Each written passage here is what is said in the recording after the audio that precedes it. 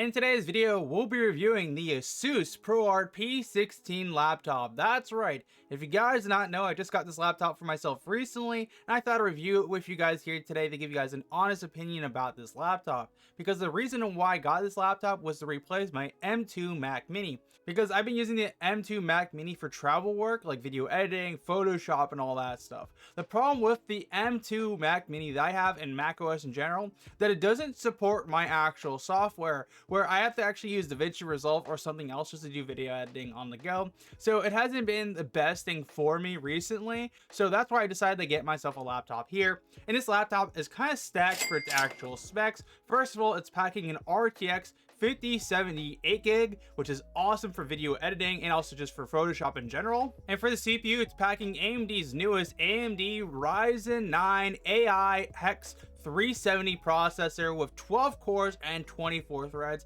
It does have integrated graphics too, but honestly, I'm going to be using the GPU more than anything else. And on top of it, it comes with 2 terabytes of Gen 4 speed SSD. The only thing I don't like about this laptop though, it does not have onboard Ethernet. It only has Wi-Fi for Wi-Fi 7. You can buy a USB-C dongle for actually Ethernet, so that way you can add it to it. So that's exactly what I did for this actual laptop, because the Wi-Fi speeds are really fast when they're stable, and when they're not stable, it's not particularly the best. That's the problem with Wi-Fi. And additionally, it has 32 gigabytes of 7,500 megahertz frequency memory. So this memory is faster than the memory in my PC for my 5090 and actually 9950X. Like, it is impressively fast to say the least. And the nice thing about it is I didn't have to go in the BIOS to automatically enable XMP. It was already enabled right out of the box. Now for the ports, we have a DC in for powering the laptop. We have an HDMI out, so if you wanted to power the second display, you can do so. A USB-C connection that supports 40 gigabits, which is awesome if you want to plug in a USB-C hub for Ethernet and all that stuff. USB-A 20 gigabits, and also a 3.5 audio jack for headphones. Now for the opposite side, first of all, we got an SD card reader. This is a 7.0 reader, and I have tested this thing. This thing is blazing fast for getting footage off your SD cards. So I tested this with like 200 gigabytes of footage. It only took 20 minutes to get all the footage off of it, which is awesome. And then we also have a USB-A connection and another USB-C connection. I'll also just quickly say the unboxing process for this laptop was really satisfying, so I'll show you guys that real quick here. Because when you opened up the box, you got access to a few things. First of all, you got the power strip and the power brick for the actual laptop to power it. And additionally, inside the box, there was some like paperwork and stuff like that, just for the warranty, the Microsoft key, and some other stuff. But the experience in itself was pretty good for a laptop unboxing. Usually it's pretty basic, but this one felt pretty satisfying. So I'll let you guys listen to it to see what I mean.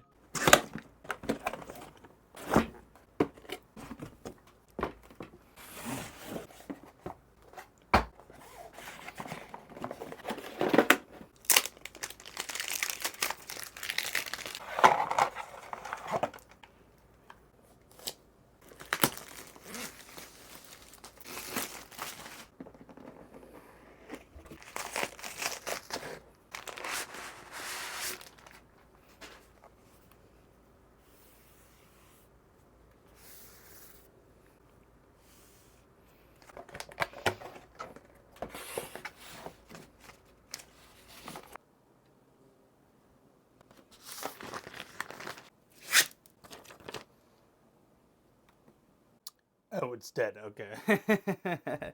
Okay, hold on. Let me plug it in. So next thing we're gonna do is test the laptop outside somewhere. So right now I'm currently at a Starbucks getting some coffee and just working on a video, which is a video you guys are certainly seeing. I'm gonna make the YouTube short for the video, and also I'm gonna mess around in Photoshop to make a thumbnail for the video as well. So the sake for our testing, I'm not gonna be using the DC power, the power laptop. I'm just gonna go with what the power on laptop in itself to see how it actually runs. The one thing I will need to do is access the internet first of all, and then we're gonna open up my editing software I normally use and get started. So it's currently 6:47. 100% battery. Let's see how long this actually lasts. I'm gonna start editing this video first. So I just want to quickly say, when I was editing the footage at Starbucks, it only took me like 30 minutes to make the YouTube short for this unboxing video. And there will be 2 videos I'll be making. There'll be one video, of course, for TikTok. Another video I've actually sent to an editor to make for YouTube for a little higher quality. But this thing absolutely crushed the actual video and just was smooth as better on the playback. And when I rendered it out on the actual laptop without the DC power in, it was able to render it out in like 2 minutes, and the quality was so good. I was so happy with the results. Like, I've had issues with other laptops in the past when editing, but this one just absolutely did a fantastic job, and especially the case with Photoshop too. Like, there was no hiccups with actually anything I did, besides when I started gaming. And when I started gaming, it started draining the power on the battery a lot. Like, CS2 is a great example. The FPS was really good. It was like 200 to like, was it 240 FPS? And it played the game incredibly well.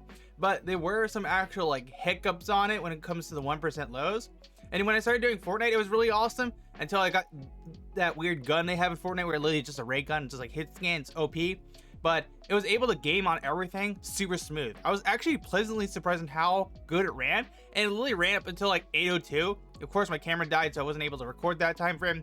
But when you push it to its absolute limit, you can get like 2 good hours out of it. And now that I'm back in the studio testing it more, I want to just quickly say it, the DC power in just gives it much more power to actually juice the GPU, just because of the fact that it doesn't have DC power on, goes into more of an eco mode, which still the performance on that eco mode while you saw while gaming was extremely good. And when you have it plugged in, it just gets significantly better. And I just want to quickly say it, the display on this thing is incredibly nice. Now, it is an OLED 3K display, and I'm not really a huge fan of OLED. I kind of think it's overhyped and overpriced. But now that I'm officially testing it for myself that comes with this laptop, the perfect blacks when it comes to gaming or just watching YouTube videos in general looks absolutely amazing. Like, this is definitely the best display on any modern laptop I have ever touched. And especially, it's so nice about it because when I edit videos, I record on my DJI Action and 3K quality. So when I edit 3K video on the actual laptop, I can see every single pixel at higher quality. So it looks so nice to edit on. It's like absolutely ridiculous. I'm absolutely loving it for that actual fact. And oh, that just keeps getting better and better, especially since the refresh rate on this is pretty nice too. Because most laptops I usually check are like a 60 hertz refresh rate for creators. This one has a 120 hertz refresh rate. So yeah, if you are going to play a little bit of competitive gaming, you get that 120 refresh rate. Or if you want some more snappiness to your actual softwares, it feels a bit better on this one just because of that extra 60 hertz. And also just want to say one more thing about this laptop that's been nice, I was surprised about pleasantly, was the speakers. The speakers are out of this world. Like, I usually will have to buy an extra pair of headphones or speakers just for the laptop or for any device, but this one I could probably just use the speakers in themselves just because how good they are. Here, I'll give you guys a listen at different qualities. So here's 50%. Jump into the night, 'cause I can stop the trouble. Now here's 70% audio. And here's 100%.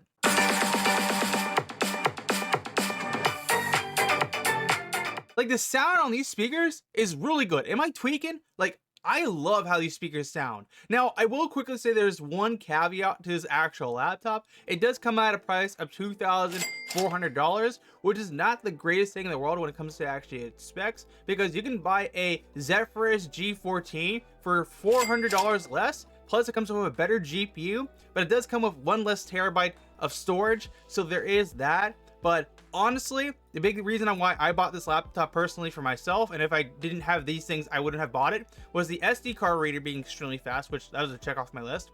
The second thing being the 3K display, absolutely perfect with a nice refresh rate, and 2 terabytes of storage on board. I would honestly pay an extra $200 just for an extra terabyte, even though I could probably manually install one myself on this actual laptop, but I don't want to put myself for the hassle of doing so. I'd rather just have it on board so that way I can just use it and go, especially since I'll be using this laptop more of a laptop I use to work or a remote into my computer at home to work off of, if that makes sense. This device is just supposed to be like, if something goes wrong and I can't access my PC at home, I can edit on the device with a powerful enough system. And additionally, I do have access to another 60 terabytes of storage on my NAS, so like, if anytime I get this PC full, I just move that to my NAS, and then I have an additional like 62 terabytes of space on this PC to use. So this laptop is just absolutely amazing for creators. And if you are someone who wants to game on top of your laptop, I can honestly recommend this laptop. But at the same time too, if you're just someone who's looking to game in general, I still would recommend the Zephyrus G14. If you guys did find this video interesting or even helpful making a decision on what laptop you want to get for yourself, or maybe a recommended laptop for you, then you know what to do. Make sure to smash the like button and get subscribed to some future tech content. I'll see you for one on Tech Rant out.